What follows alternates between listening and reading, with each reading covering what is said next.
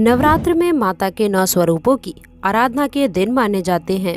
नवरात्र में लोग देवी माँ की पूजा अर्चना करके अपने जीवन में खुशियों के आने और दुखों के जाने की लंबी कामना करते हैं। दोस्तों, इस शुभ समय में सच्चे दिल से जो भी मांगो माँ उसे जरूर प्रदान करती है।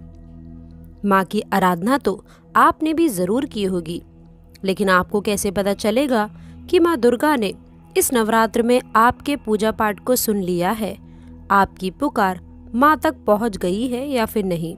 तो दोस्तों, नवरात्र के आसपास के समय में देवी माँ हमें कुछ खास संकेत दे जाती हैं। इन संकेतों से आप जान सकते हैं कि माँ आपकी उपासना से प्रसन्न है या फिर नहीं। आप जान सकते हैं कि आपके जीवन में माँ दुर्गा स्वयं पधारी हुई हैं। दोस्तों, आज हम आपको जो लक्षण और संकेत बताएंगे, यदि इनमें से आपने कोई एक भी संकेत आपको यदि मिल रहा है तो समझ जाएं कि माँ दुर्गा आपके ऊपर मेहरबान है। साक्षात वह आपके घर में निवास करने आ चुकी हैं। दोस्तों, सच्चे दिल से की गई पुकार माता रानी तक जरूर पहुंचती है।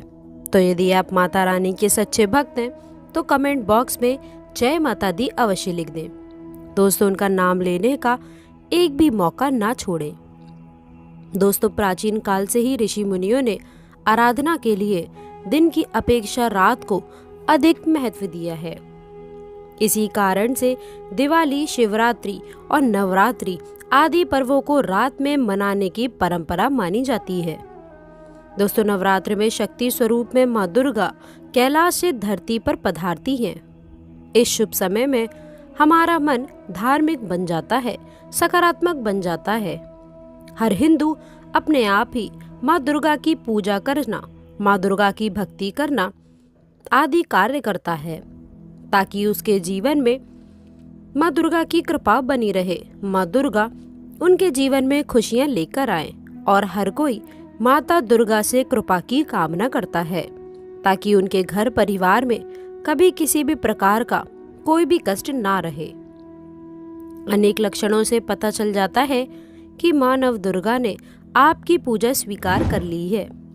ये 7 मुख्य संकेत ये बताते हैं कि माँ दुर्गा आपसे बहुत प्रसन्न हैं और आपके घर में स्वयं पधार चुकी हैं। दोस्तों, आप भी पता कर ले कि क्या आपको भी ये अनुभूति मिली है, क्योंकि नवरात्र का समय माँ दुर्गा को प्रसन्न करने का सबसे उत्तम समय माना जाता है। दोस्तों, इस समय की गई पूजा और उपासना का फल बहुत ही जल्द मिल जाता है।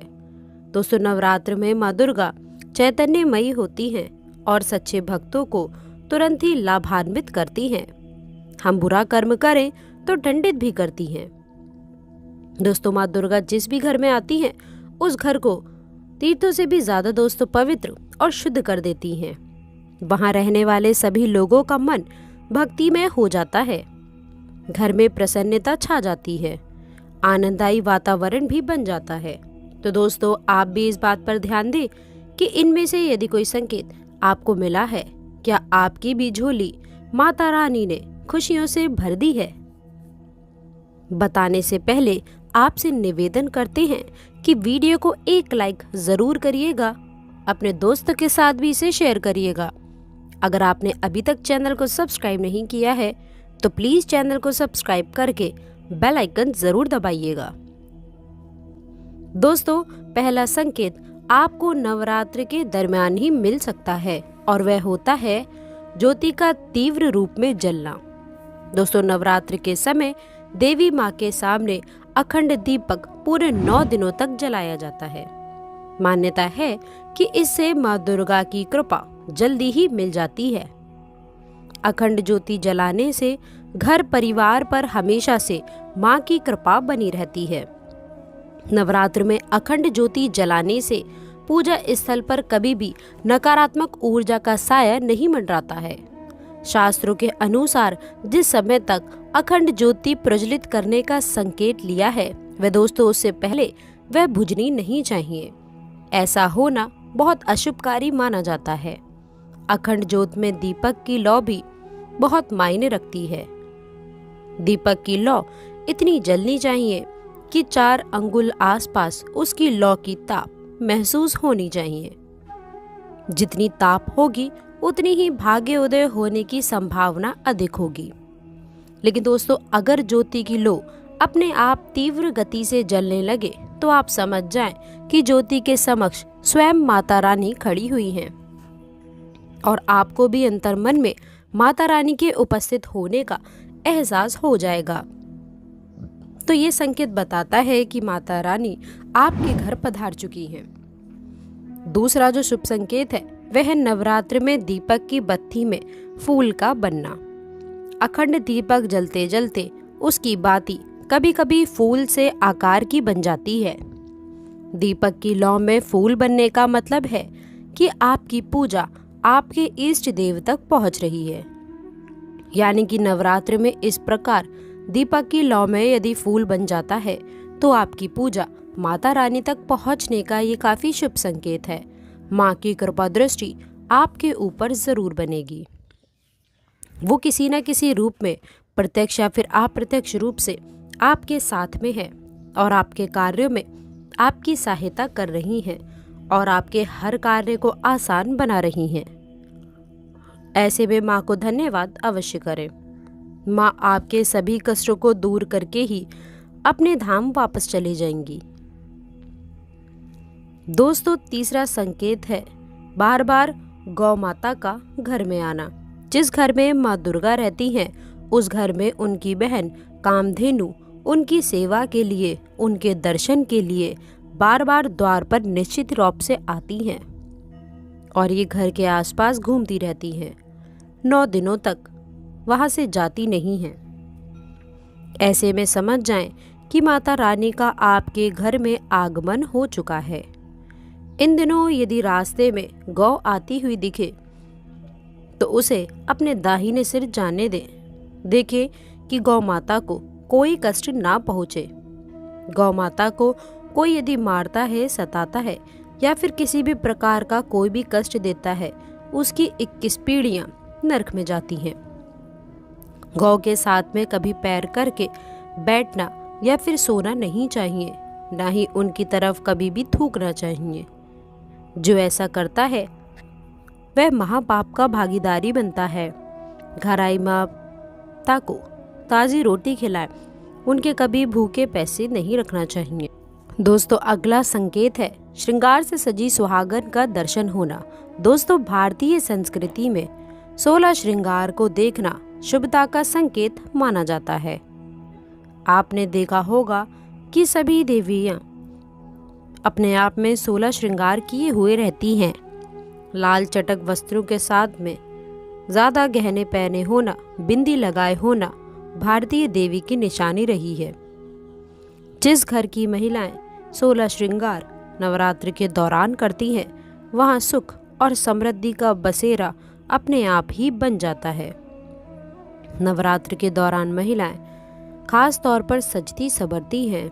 नवरात्र के दौरान आपको किसी ऐसी महिला के अपने आप ही दर्शन हो जाएं, जो 16 श्रृंगार किए हुए सजी हो और जिसके मुख पर तेज झलकता हो, तो इसका मतलब है कि माँ दुर्गा आपके ऊपर मेहरबानी बनाए हुए हैं और उन्होंने इस संकेत द्वारा आपको सूचित भी किया है।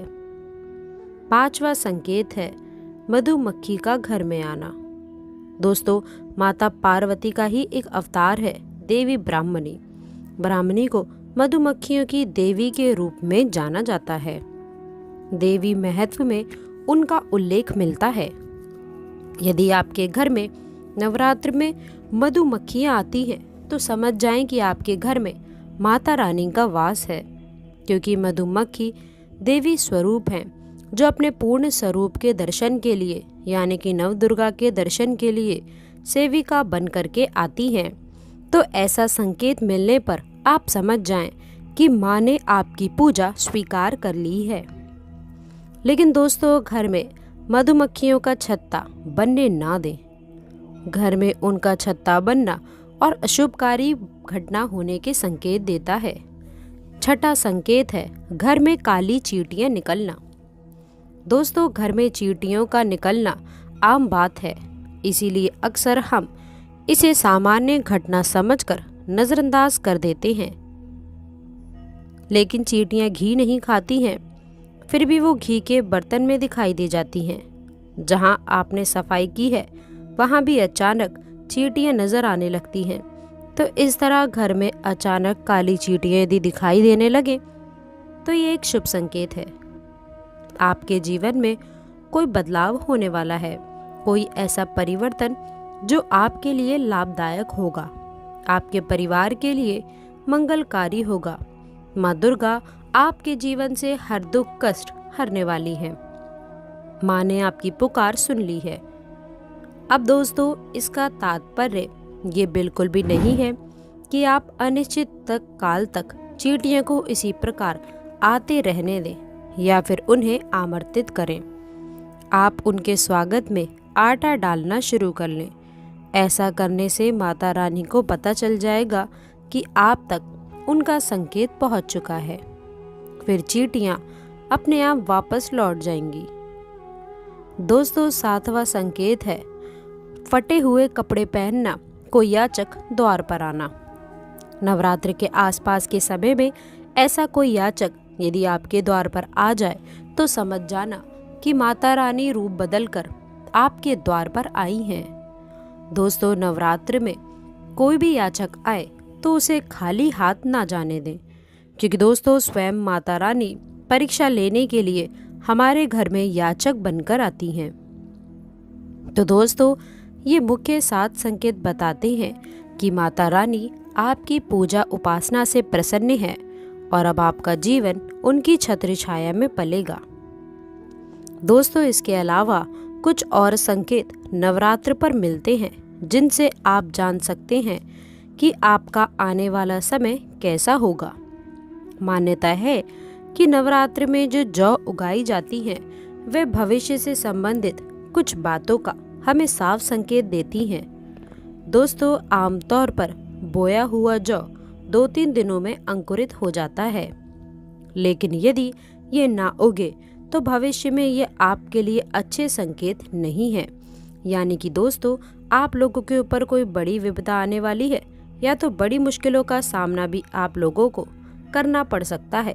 इसलिए ऐसे खास संकेतों का जानना आप लोगों के लिए बेहद ही जरूरी है। दोस्तों, यदि जौ का रंग नीचे से आधा हरा है और आधा पीला है तो इसका मतलब है कि आपके अगले साल का शुरुआती समय अच्छे से बीतेगा, लेकिन दोस्तों बाद में आपको परेशानियां झेलनी पड़ सकती हैं। और यदि आपके द्वारा बोया हुआ जौ सफ़ेद या फिर हरे रंग में उग रहा है तो इससे बहुत ही शुभकारक माना जाता है। ये आपकी पूजा सफल संपूर्ण करने का संकेत होता है। पूजा को माँ द्वारा स्वीकार किए जाने का ये खास संकेत होता है। आपका आने वाला पूरा साल खुशियों से भरा होगा।